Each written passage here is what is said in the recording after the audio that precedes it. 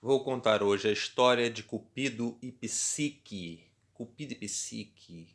Havia um rei e uma rainha que tinham 3 filhas. As duas mais velhas eram muito bonitas, mas a mais nova era de parar o trânsito. Parar o trânsito. A fama da sua beleza atraía vários homens do estrangeiro e eles, iam lá para admirar sua beleza. Só que acontece. A Vênus, a deusa Vênus, ficou com uma certa invejinha dessa jovem que se chamava Psique. Com uma certa invejinha, né? Aquela invejinha, né? Que todos estavam lá rendendo honras para a beleza da jovem e ela se achou preterida.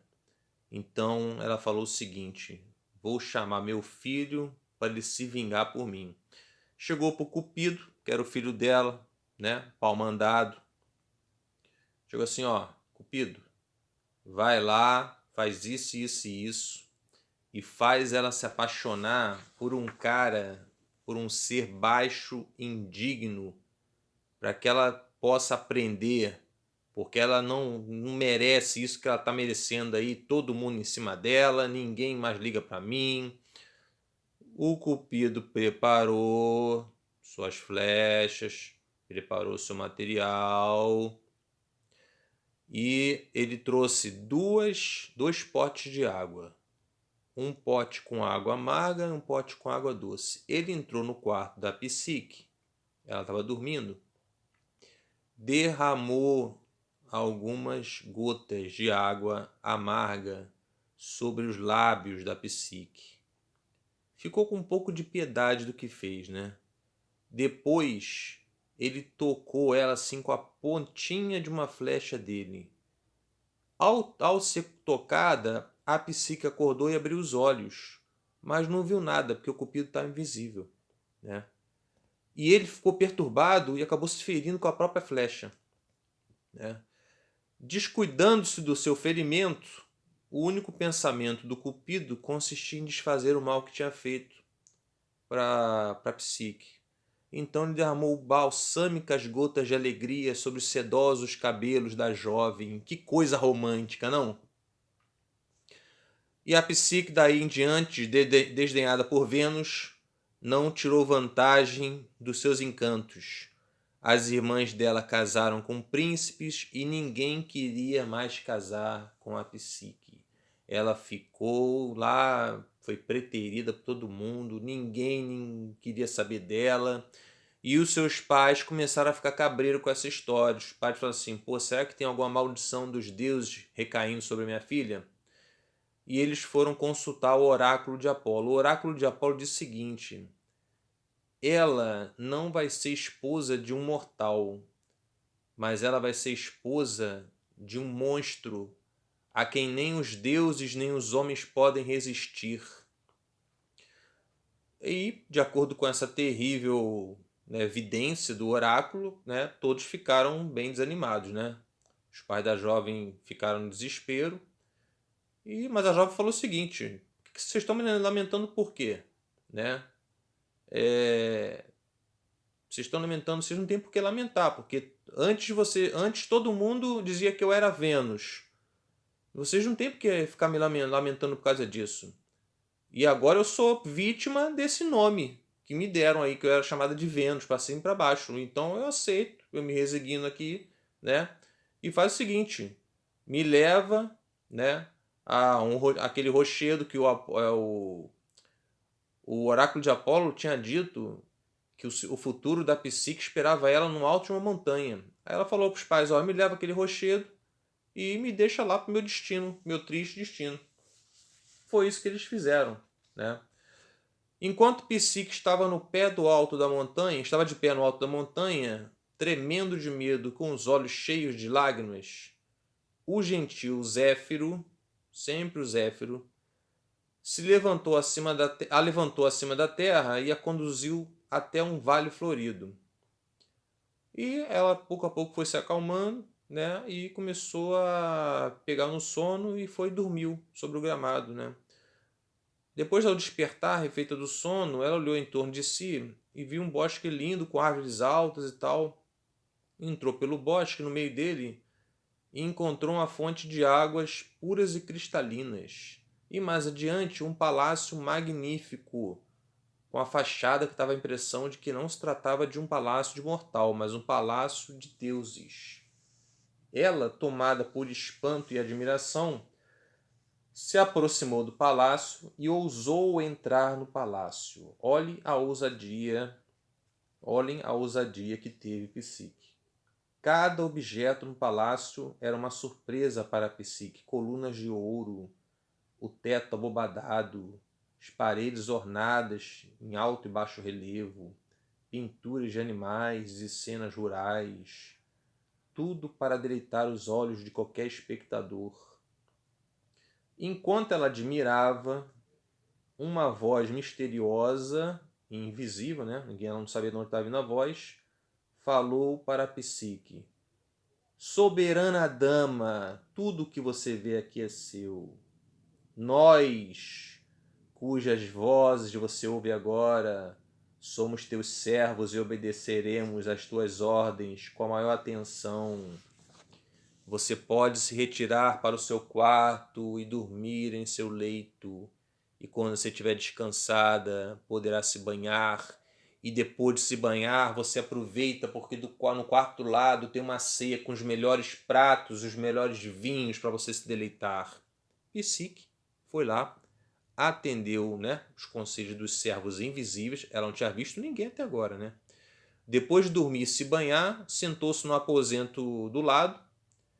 Tinha uma mesa cheia, toda farta de vários pratos e vinhos, e ela se deleitou com aquilo lá, né? E daqui a pouco também ela começou a escutar música, tinha uns músicos invisíveis também, ela começou a escutar música, né? Mas a Psique ainda não tinha visto seu marido. O marido ao qual ela estava destinado a encontrar, de acordo com o oráculo de Apolo. Ela viu seu marido apenas na escuridão e ele partia antes do amanhecer, impossibilitando a Psique de ver o seu rosto, né? Mas ele dava muito amor para Psique, né? E inspirou nela uma paixão também, assim, né? Ela retribuiu ao amor dele com uma paixão, né? Muitas vezes Psique implorava para o seu marido que ficasse e deixasse ela olhar para ele, mas ele não aceitava, ele não consentia com esse pedido. Ao contrário, ele recomendou que ela não fizesse nada disso, né? Porque ele tinha bons motivos para se esconder. Ele perguntava para ela o seguinte: por que você quer me ver? Você pode duvidar do meu amor? Por acaso tem algum desejo seu que ainda não foi satisfeito? Se você me visse, talvez você me temesse, ou talvez me adorasse. Mas a única coisa que eu te peço é que você me ame assim como se ama os deuses, né? Esses argumentos lá do marido dela, de alguma maneira, deixaram a Psique quieta durante algum tempo, né? E enquanto tudo foi novidade naquele palácio, ela se sentiu feliz. Mas finalmente, a lembrança dos seus pais, que tinham ignorado seu destino, e das irmãs, impedidas de compartilhar com ela as delícias da sua situação atual, acabou dominando a cabeça dela. E ela começou a considerar a ideia do palácio como se fosse uma prisão, né? Porque ela não tinha mais contato com os pais e com as irmãs. Quando o marido apareceu certa noite, ela contou ao marido seus sofrimentos e acabou, depois de muito custo, né, obtendo o consentimento do marido para que as irmãs pudessem lá vê-la. Assim, a Psique, chamando Zéfiro de novo, né, ela transmitiu a Zéfiro as ordens do marido e ele, obedecendo prontamente, trouxe as irmãs da Psique, através da montanha, para o vale onde ficava o palácio. Aí foi aquele abraço daqui, abraço dali, uma abraçando a outra, tá com saudade. Aí a Psique falou: ó, entra na minha casa, é tudo de vocês, aproveita bastante. Só que as irmãs da Psique ficaram com uma baita de uma inveja dela. E elas fizeram inúmeras perguntas para a Psique. Uma das perguntas foi a seguinte: que espécie de pessoa é seu marido? A Psique falou que era um belo jovem que geralmente passava o dia caçando nas montanhas. Mas as irmãs, não satisfeitas com essa resposta, acabaram fazendo Psique confessar que nunca tinha visto o marido. Então elas começaram a espetar a Psique, tipo assim, ó, porra, desconfiança, tu não tem desconfiança do cara não? Então, tu não tem, começaram a botar desconfiança na ideia da Psique, na cabeça dela, né? E elas falaram o seguinte ao Psique: lembre você do que disse o oráculo, que anunciou que você casaria com um monstro horrível e tremendo. Os habitantes desse vale que você está aqui agora, dizem que seu marido é uma terrível e monstruosa serpente, que se nutre por enquanto com alguns alimentos deliciosos, mas isso tudo para devorar você no final. Ouve o nosso conselho, pega uma lâmpada e uma faca afiada, se esconde dele, né? E quando ele estiver dormindo, você levanta da cama em silêncio, vai até o leito dele para ver como é que ele é. A Psique foi fazer isso aí. Ele estava dormindo, ela foi lá, levantou enquanto ele estava dormindo profundamente, pegou a lâmpada e com seus próprios olhos,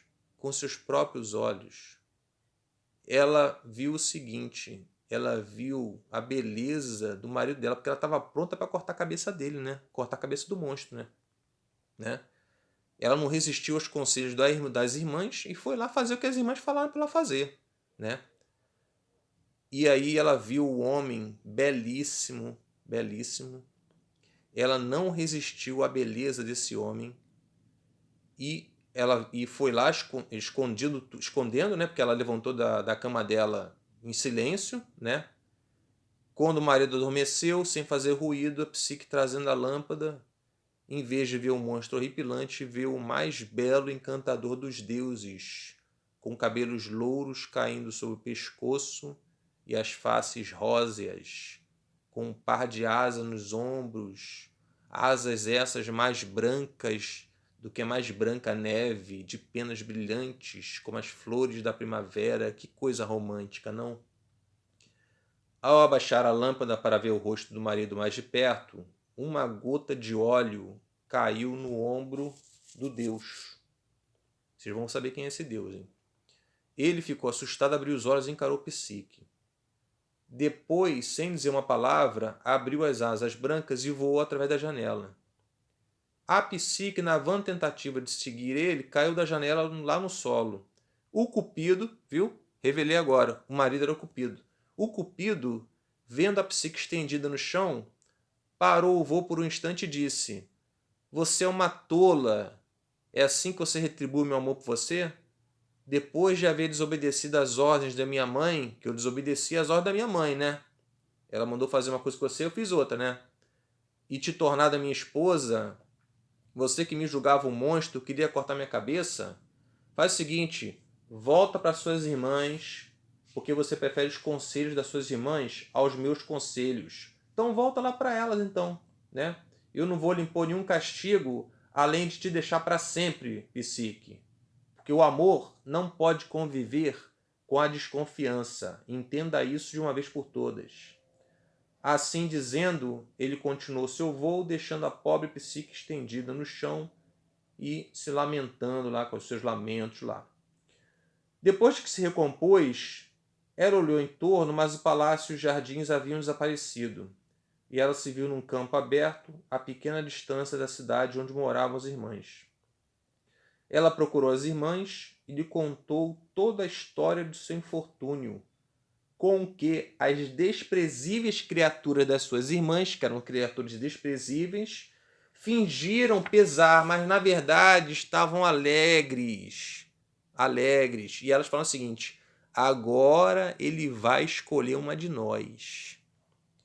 Levadas por essa ideia e sem dizer uma palavra sobre as suas intenções, cada uma delas levantou cedo na manhã seguinte, se dirigiu ao alto da montanha e convocou quem? Convocou Zéfiro para recebê-las e levá-las ao seu senhor. Depois atirou-se ao ar e, sendo sustentada por Zéfiro, uma das irmãs, caiu no precipício e se despedaçou. Já eram as irmãs, ponto final. Enquanto isso, Psique caminhava o dia e noite sem repouso, sem alimentação, à procura do marido. Tendo visto uma imponente montanha, em cujo cume havia um templo magnífico, ela disse a si mesmo: talvez meu amor habite ali. E foi e se dirigiu ao templo. Mal entrara, viu montões de trigo, espigas em feixes, misturado com espiga de cevada, todas espalhadas em torno, havia foices, todo tipo de instrumento de ceifa, tudo bagunçado, como se tivesse sido atirado descuidosamente pelas mãos de ceifadores cansados. A piedosa Psique pôs fim àquela confusão, separando e colocando cada coisa em seu lugar, convencida de que não deveria negligenciar o culto de nenhum deus, mas ao contrário, procurar cultuá-los todos. Mas de quem era esse templo? Esse templo era da Santa Ceres, que, vendo a jovem tão piedosamente ocupada, falou o seguinte: Psique, em verdade, digna de nossa piedade, embora eu não possa proteger-te contra a má vontade de Vênus, eu posso te ensinar o melhor meio de evitar desagradá-la. Vai lá você, e voluntariamente se rende à deusa Vênus, a soberana, e trata de pedir perdão a ela com modéstia e submissão, e talvez ela te restitua o marido que você perdeu. Esse foi o conselho que a Ceres deu para Psique. Psique obedeceu à ordem de Ceres e se dirigiu ao templo de Vênus, tentando, pegou coragem e foi lá, Vênus recebeu a Psique com a ira estampada no rosto. Estava fula da vida. E ela disse o seguinte ao Psique: você, a mais ingrata e infiel das servas, lembraste, afinal, que tens realmente uma senhora? É isso mesmo agora? Ah, tá. Ou talvez você viesse para ver seu marido enfermo, ainda aguardando no leito em consequência da ferida que lhe causou a esposa amada. Ah, é isso que você quer? Quer ver ele?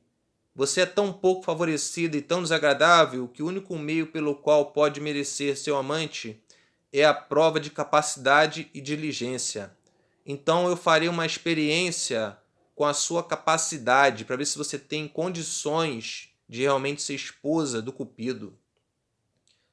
Ela ordenou então a Psique que fosse a um celeiro de seu templo, onde havia grande quantidade de trigo, aveia, ervilhas, feijões, etc., que estavam guardados para alimentar as pombas sagradas. E disse o seguinte: separa todos esses cereais, colocando cada um de acordo com a sua qualidade, cada um separado de acordo com o seu tipo, e trata de trazer isso antes do anoitecer. Depois Vênus partiu, deixou a jovem lá, quieta lá. Deixou a Psique quieta lá. Psique ficou consternada diante da imensidade do trabalho que ela teria. E ela ficou estupefacta, sem se mover. Enquanto estava ali, desesperada, Cupido incitou... Olha o que Cupido fez, hein? Olha interessante. Ele incitou uma formiguinha nativa dos campos a ter pena dela. A chefe do formigueiro e toda a multidão de suas súditas formigas, súditas de 6 pernas, aproximaram-se do montão de cereais e com o maior voluntarismo, tomando grão por grão, separaram um montão de cereais, formando um monte de cada qualidade, de cada tipo. E quando tudo terminou, elas desapareceram. Ao se aproximar o crepúsculo, Vênus voltou do banquete dos deuses, e, vendo a tarefa executada, exclamou: isso não é tua obra, sua desgraçada, mas daquele que você conquistou para o seu infortúnio e para o meu. Para o infortúnio dele e para o meu, melhor dizendo. Assim dizendo, deu à jovem um pedaço de pão preto para a ceia e partiu. Na manhã seguinte, Vênus mandou chamar Psique e disse de novo. Olha só, Vênus estava dando várias chances para Psique, hein? Várias chances. Já tinha dado uma, mas ela viu que não foi ela que fez, foram as formiguinhas. Agora ela vai dar uma outra aqui, ó. Olha para aquele, ela falou o seguinte ao Psique: olha para aquele bosque que se estende à margem do rio. Ali você vai encontrar carneiros pastando sem um pastor, cobertos de lã brilhante como ouro. Vai e me busca uma amostra daquela lã preciosa, colhida de um dos carneiros. De maneira bem assim submissa, Psique se dirigiu à margem do rio, disposta a fazer o que estivesse ao seu alcance para executar a ordem. O rio Deus, porém, inspirou aos juncos harmoniosos murmúrios que pareciam dizer o seguinte: ó donzela duramente experimentada, não desafie a corrente perigosa, nem se aventure entre os formidáveis carneiros da outra margem, pois enquanto eles estiverem sob a influência do sol nascente, são dominados por uma raiva cruel de destruir os mortais, com seus chifres aguçados ou seus rudes dentes. Quando, porém, o sol do meio-dia tiver levado o rebanho para a sombra e o espírito sereno do rio o tiver acalentado para descansar, você pode atravessar entre eles sem perigo e encontrará a lã de ouro nas moitas de arbustos e nos troncos das árvores, porque os carneiros iam passando pelas árvores, pelos arbustos e iam deixando sua lã ali, né? Então, assim que falou isso, o bondoso Deus ensinou a Psique o que ela deveria fazer para executar sua tarefa, a tarefa que a Vênus tinha passado. E, seguindo suas instruções, ela em breve voltou para junto de Vênus, com os braços cheios de lã de ouro. Mais uma vez, não foi recebida com benevolência por Vênus, a sua implacável senhora, implacável deusa Vênus. Vênus era fogo, hein?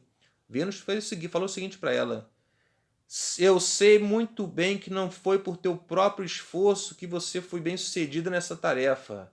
E ainda não estou convencida de que você tenha capacidade para executar qualquer tarefa sozinha que seja útil.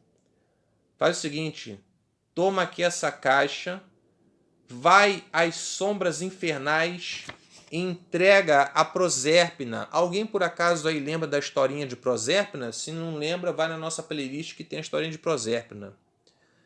E ela disse o seguinte, a Psique disse o seguinte: minha senhora Vênus, quer que lhe mandes um pouco de tua beleza, pois tratando de seu filho enfermo, ela perdeu alguma da sua própria beleza. Não demores a executar o encargo, pois preciso disso para aparecer na reunião dos deuses e deusas esta noite. Psique ficou certa de que sua perda era agora inevitável, obrigada a ir com seus próprios pés diretamente ao Érebo. Assim, para não adiar o inevitável, dirigiu-se ao alto de uma elevada torre para de lá se precipitar, de maneira a tornar mais curta a descida para as sombras. Ela queria se matar, na verdade. Uma voz vinda da torre disse o seguinte para Psique: por que você, infeliz jovem, pretende pôr fins aos seus dias de modo tão horrível? E covardia faz desanimar diante deste último perigo que tão milagrosamente venceu todos os outros. Já que você venceu todos os outros, agora que você vai desanimar? Em seguida, a voz lhe disse como, através de certa gruta, poderia alcançar o reino de Plutão e como evitar os perigos do caminho. Passar por Cérbero, o cão de 3 cabeças, e convencer Caronte, o barqueiro, a transportá-la para a travessia do Negro Rio e trazê-la de volta. Caronte era o barqueiro que levava as pessoas para o inferno, servo de Hades. Quando Prosérpina te der a caixa com tua beleza, acrescentou, porém, a voz, tem cuidado acima de todas as coisas, para de modo algum você abrir a caixa e não permitir que tua curiosidade olhe o tesouro da beleza das deusas. Preste atenção no que essa voz disse, hein? A Psique ficou animada com essas palavras, né? Seguiu todas as recomendações e chegou são e salva ao reino de Plutão. Ela foi admitida no palácio de Prosérpina e, sem aceitar o delicioso banquete que lhe foi oferecido, contentando-se apenas com um pão seco para se alimentar, transmitiu o recado de Vênus. A caixa lhe foi devolvida sem demora, fechada e repleta de coisas preciosas. A Psique voltou pelo mesmo caminho e, bem feliz, se sentiu feliz quando viu de novo a luz do dia. Depois da Psique vencer tantos perigos, ela foi dominada por um desejo incoercível de abrir o conteúdo da caixa, de ver o conteúdo da caixa. E ela falou o seguinte: como é que eu posso fazer isso? Eu, transportando a beleza divina, não aproveitarei uma parte mínima dela para pôr em minhas faces e parecer mais belas aos olhos de meu amado marido? Que é isso? É claro que eu vou fazer. Eu vou abrir essa caixa aqui, vou pegar uma parte dessa beleza para mim, para eu ficar mais bela ainda do que eu já sou aos olhos do meu marido Cupido. Assim dizendo, a Psique abriu cuidadosamente a caixa, mas nada ali encontrou de beleza, e sim o infernal e verdadeiro sono, que, libertando-se da prisão, tomou posse dela e fez ela cair no meio do caminho, como um cadáver, cara, imóvel. Olha só, o que tinha ali dentro era sono. O Cupido, já restabelecido, do seu sofrimento, e não suportando a ausência da sua amada Psique, passando pela greta da janela de seu quarto, que fora deixada aberta, voou até o lugar onde estava a jovem, e, retirando o sono de seu corpo, fechou o sono de novo na caixa e acordou Psique, com um ligeiro contato de uma das suas flechas, né? Ele espetou a Psique com uma das suas flechas. Espetou um pouquinho assim, né?